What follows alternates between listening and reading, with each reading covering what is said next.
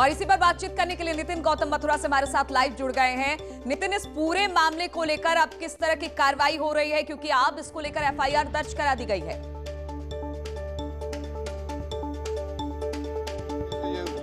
जो फोटो थे social media पर वायरल हुए थे, उसके बाद देर रात इसमें मामला कायम हुआ है। मंदिर के सेवायत कान्हा गोस्वामी की तहरीर पर कायम हुआ है और उन्होंने कहा है कि इस मामले के सामने आने के बाद उनकी आस्था को तो ठेस पहुंची है।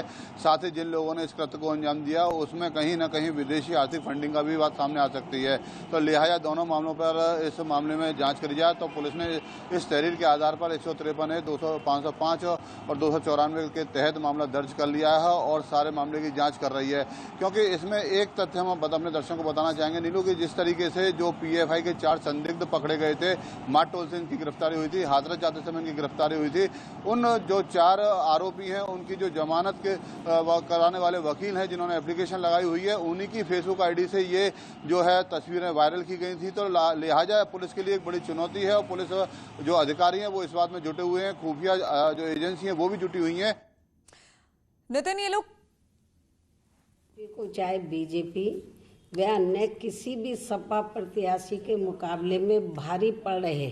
अकेले मैंने बीजेपी की बात नहीं कही थी, मेरा प्रेस नोट भी जारी हुआ है और मेरा वर्बली बयान भी है।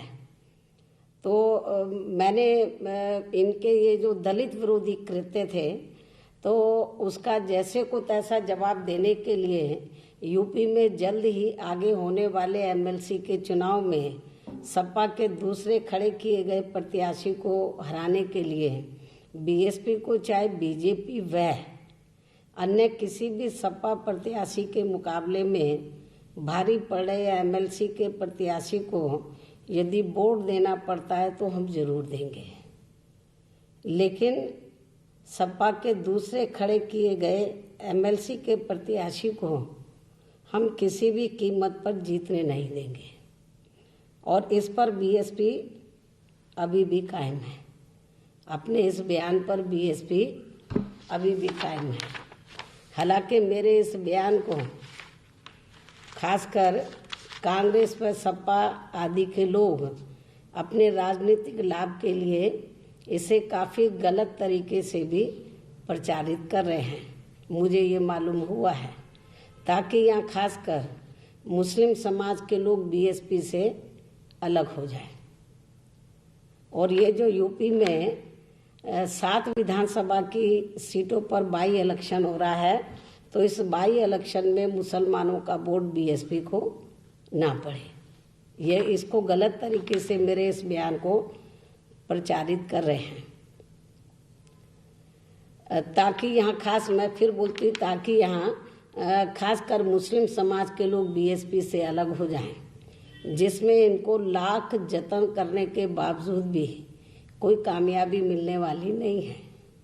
क्योंकि यहाँ प्रदेश के मुस्लिम समाज के लोगों को ये बात अच्छी तरह से मालूम है कि बीएसपी ने विशेष परिस्थितियों में या फिर पूर्ण बहुमत न मिलने की स्थिति में उत्तर प्रदेश में यहाँ की जनता के हित में जब भी बीजेपी के सहयोग से या फिर बीजेपी के साथ मिलकर अपनी सरकार बनाई है, तो तब फिर हमने दूसरी पार्टियों की तरह अपने राजनीतिक स्वार्थ में कभी भी अपनी पार्टी की मूवमेंट व विचारधारा के खिलाफ जाकर कोई भी गलत कार्य नहीं किया है और हमने केवल भारतीय संविधान के मुताबिक चलकर यहाँ सर्वजन व सर्वधर्म हिताय एवं सुखाय की नीतियों पर आधारित ही अपनी पूरी ईमानदारी व निष्ठा से सरकार चलाई है, जिसकी खास वजह से ही जब जब भी यूपी में बीएसपी ने बीजेपी के सहयोग से या फिर उनके साथ मिलकर मिली जुली सरकार बनाई है, तो तब फिर यहाँ बीजेपी काफ़ी हद तक कमज़ोर हुई है, ये बात भी सर्वविदित है। लेकिन वहीं दूसरी तरफ जब यहाँ समाजवादी पार्टी सत्ता में आई है, तो तब यहाँ बीजेपी काफ़ी मजबूत हुई है तथा फिर ये सत्ता में भी आसीन हुई है ये पार्टी, और सपा के खास वजह से ही अभी भी ये पार्टी यहाँ सत्ता में आसीन है। इसके साथ ही यहाँ मैं ये भी अवगत कराना चाहती हूँ कि बीजेपी के साथ मिलकर सरकार बनाने के बावजूद भी बीएसपी ने अपने चारों रहे शासनकाल में यहाँ एक भी हिंदू मुस्लिम दंगा नहीं होने दिया है। यह आप लोग रिकॉर्ड उठाकर देख सकते हो। बीएसपी के साथ मिलकर सरकार बनाने के बावजूद भी, बीजेपी के साथ मिलकर सरकार बनाने के बावजूद भी बीएसपी ने अपने चारों रहे शासनकाल में यहाँ एक भी हिंदू मुस्लिम दंगा नहीं होने दिया है। जबकि वहीं दूसरी तरफ कांग्रेस व सपा का शासनकाल हिंदू मुस्लिम दंगों से काफ़ी भरा रहा है, जिसके अनेकों उदाहरण हैं, जिसमें हिंदू व मुसलमानों का काफ़ी जानी माली नुकसान हुआ है। और इतिहास भी इस बात का गवाह है, जिसे ये झुटला नहीं सकते। इसके साथ ही हमारी पार्टी ने अपने चारों रही सरकारों में मुसलमानों को भी हर मामले में उनकी आबादी के हिसाब से उन्हें उचित प्रतिनिधित्व भी दिया है, चाहे वो जनरल इलेक्शन हो या बाई इलेक्शन हो।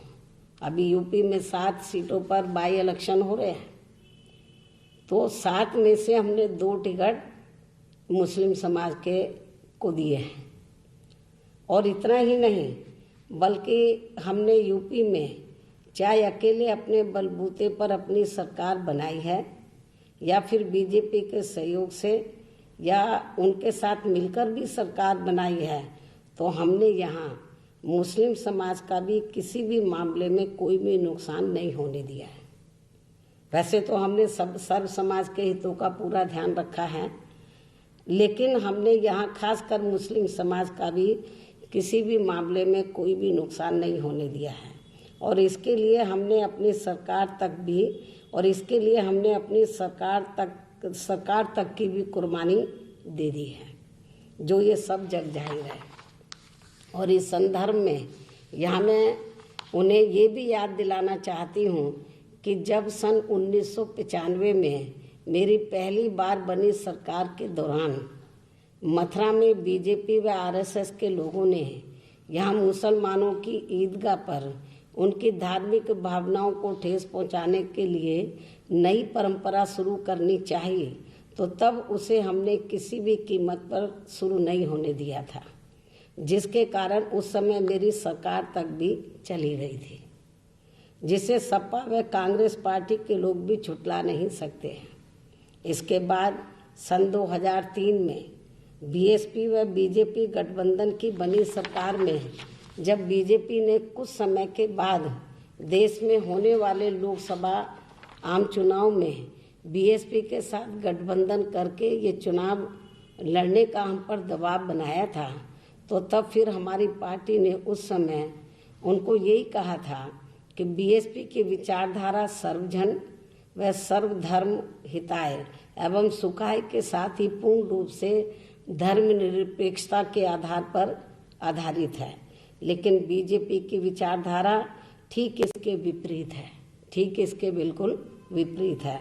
तो ऐसे में बीजेपी के साथ गठबंधन करके देश में कोई भी चुनाव लड़ना बीएसपी के लिए संभव नहीं हो सकता, चाहे लोकसभा का हो चाहे विधानसभा का हो, या इस समय जो प्रचार कर रहे हैं कुछ गलत कि बीएसपी ने बाई इलेक्शन में बीजेपी को समर्थन दे दिया है, कुछ वीडियो वायरल भी कर रहे हैं बुलंदशहर की सीट को लेकर, ये बिल्कुल गलत है, झूठ है। तो अभी तक हमने कोई अलायंस नहीं किया है, तो ये बाई इलेक्शन में क्या करेंगे? ये तो 7 सीटों का मामला है, इसमें हम क्या करेंगे? तो ऐसे में बीजेपी के साथ गठबंधन करके जब इनकी आइडियोलॉजी, इनकी विचारधारा हमारी आइडियोलॉजी से ठीक इसके बिल्कुल विपरीत है, तो ऐसे में बीजेपी के साथ गठबंधन करके देश में कोई भी चुनाव लड़ना बीएसपी के लिए संभव नहीं हो सकता है, जिसके कारण फिर उस समय भी हमें अपनी खुद की सरकार छोड़नी पड़ी थी। समय से पहले ही लोग कुर्सी के पीछे भागते हैं, लोग अपने असूलों और सिद्धांतों को ताक पे रख देते हैं, लेकिन मैंने अपने असूलों और सिद्धांतों को ताक पे नहीं रखा। कुछ ही महीनों के अंदर मैंने जब इनकी बात नहीं मानी तो मैंने अपनी सत्ता खुद छोड़ दी थी, जो इतिहास के पन्नों में खासकर यहाँ धर्मनिरपेक्षता को मजबूत बनाने के लिए हमेशा दर्ज रहेगा, वह याद भी किया जाएगा। लेकिन इसके बावजूद भी आपको ये मालूम है, लेकिन इसके बाद जब मैंने अपनी गवर्नमेंट खुद छोड़ दी थी कुछ ही महीनों के अंदर और इनकी बात नहीं मानी बीजेपी की, ये चाहते थे कि हमारे साथ मिलके चुनाव लड़ें लोकसभा का, हमने मना कर दिया, आपकी आइडियोलॉजी अलग है, हमारी अलग है। तो उस समय केंद्र में बीजेपी की सरकार चल रही थी, लेकिन हमने अपनी गवर्नमेंट खुद छोड़ दी थी, कुर्सी खुद छोड़ दी थी। लेकिन लेकिन उसके बाद क्या हुआ, तो उसके बाद फिर केंद्र में चल रही बीजेपी की सरकार ने एक और फिर अटेम्प्ट किया मेरे ऊपर दबाव बनाने के लिए। किसका? सीबीआई और ईडी का। सीबीआई और ईडी का गलत इस्तेमाल करके मेरे खिलाफ, मेरे माँ बाप भाई बहनों के खिलाफ, रिश्ते नातों के खिलाफ, तो इन्होंने एक ही दिन में रेड की सीबीआई द्वारा और काफ़ी मुझे इन्होंने परेशान किया। तो लेकिन उस समय कांग्रेस पार्टी, ये भी मैं याद दिलाना चाहती हूँ, विपक्ष में थी। तो मुझे याद है, तो उस समय श्रीमती सोनिया गांधी ने मुझे टेलीफोन करके ये कहा, रेड वाले जब रेड हो गई थी उसके बाद, कि जब हमारी सरकार आएगी आपके साथ जाती हुई है, हम आपको न्याय जरूर देंगे। लेकिन इत्तेफाक ही था कि इसके बाद कांग्रेस पार्टी पावर में आ गई और कई साल तक सेंटर में पावर में रही। और हमने श्रीमती सोनिया गांधी को, उनको ये याद दिलाया कि आपने जो आश्वासन दिया था हमें, हम आपसे गलत काम नहीं कराना चाहते, जो सही है जांच पड़ताल करके हमें न्याय दे दो। लेकिन कांग्रेस पार्टी तो बीजेपी की भी बात निकली और कांग्रेस पार्टी ने इस मामले को कई साल तक लटका के रखा और इसकी आड़ में वो घिनौनी राजनीति करते रहे, हमें दबा के रखते रहे, लेकिन हमारे खून में दबना नहीं था। और फिर फिर हमने ये फैसला लिया कि अब हम कोर्ट कचहरी में जाएंगे।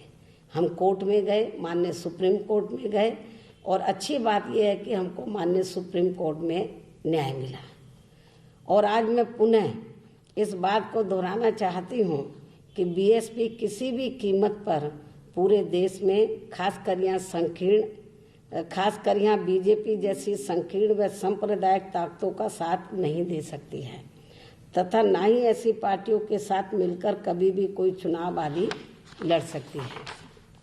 लेकिन फिर भी मेरे दिनांक 29 अक्टूबर को दिए गए बयानों को इसे षड्यंत्र के तहत काफ़ी गलत तरीके से प्रचारित करके वह उसकी आड़ में यदि कोई भी विरोधी पार्टी बीएसपी को राजनीतिक नुकसान पहुंचाना चाहे तो उसे हम किसी भी कीमत पर कामयाब नहीं होने देंगे। हमारी पार्टी के लोग उसे किसी भी कीमत पर कामयाब नहीं होने देंगे।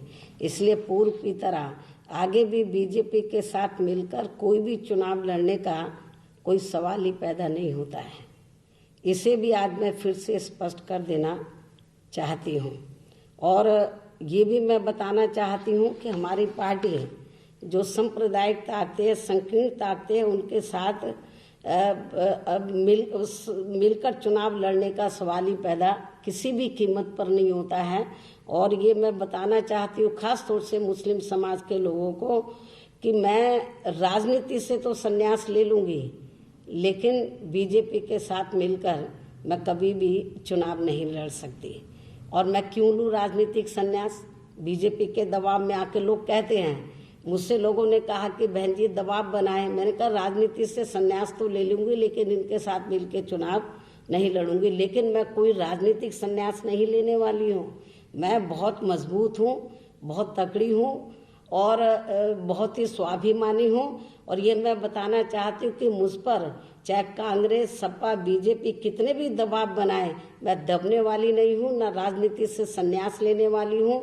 और मैं हर मोर्चे पर जो जातिवादी ताकतें हैं, पूंजीवादी ताकतें हैं, संकीर्ण व सांप्रदायिक ताकतें हैं, उनका मैं बराबर मुकाबला करती रहूँगी।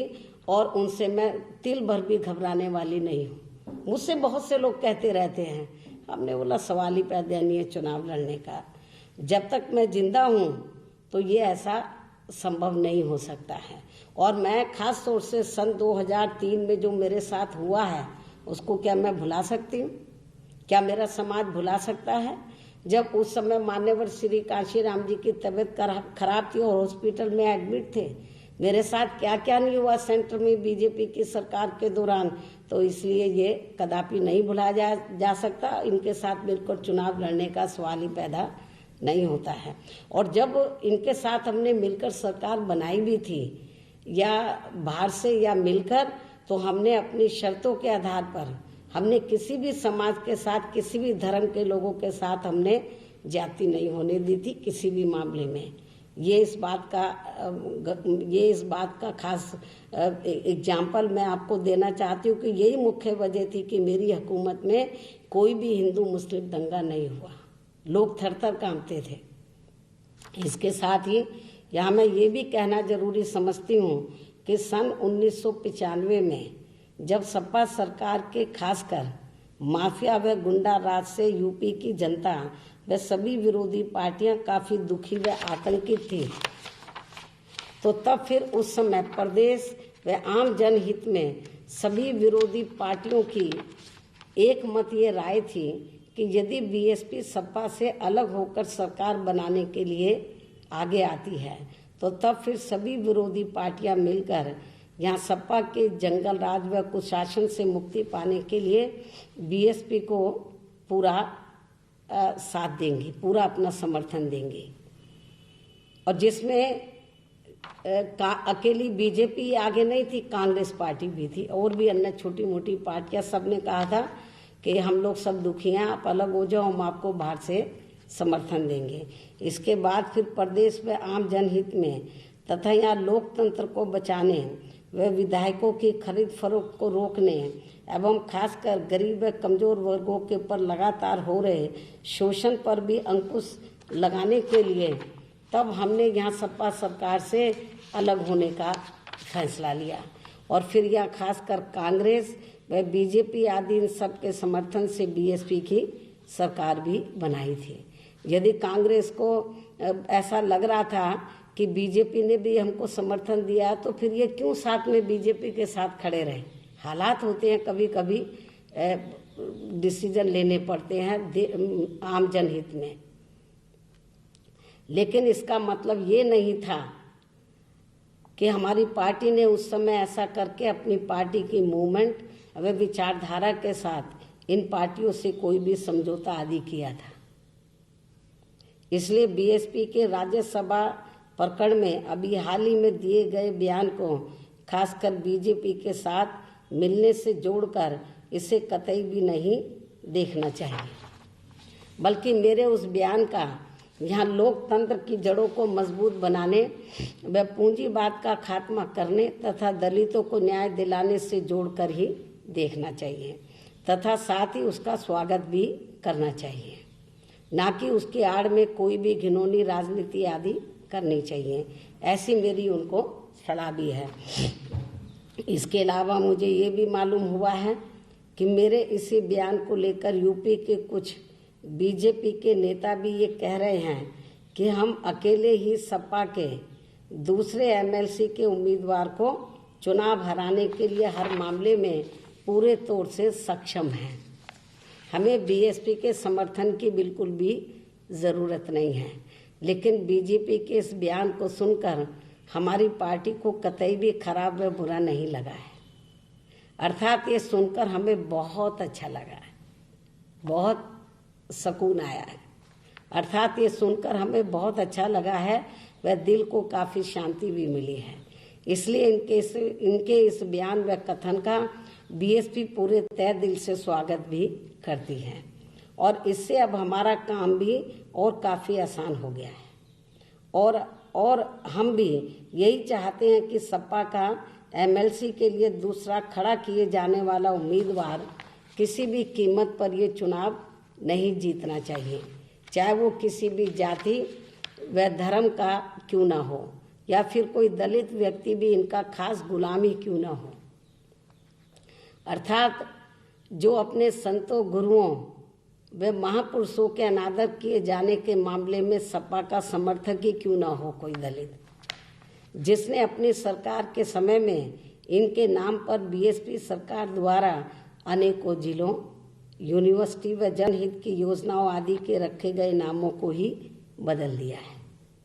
ऐसे इनके दलित व गुलाम समर्थक प्रत्याशी को भी फिर हमारी पार्टी किसी भी कीमत पर उसे जीतने नहीं देगी, क्योंकि जिस प्रकार से इस पार्टी ने राज्यसभा चुनाव में षड्यंत्र के तहत एक पूंजीपति को उतारकर वह उसके जरिए बीएसपी के विधायकों की खरीद फरोख्त करके बीएसपी द्वारा राज्यसभा के लिए खड़े किए गए एक दलित जाति के ईमानदार व मिशनरी उम्मीदवार का पर्चा खारिज कराने की हर संभव पूरी कोशिश की है, उसे छोड़ देना, भुलाना हमारे लिए बिल्कुल भी ठीक नहीं है, बल्कि उसका इनको यही सही जवाब भी होगा जब इनका दूसरा कैंडिडेट हार जाएगा। हालांकि आखिर में इनको इस मामले में हार का ही मुंह देखना पड़ा है। हथकंडे तो बहुत इस्तेमाल किए हैं,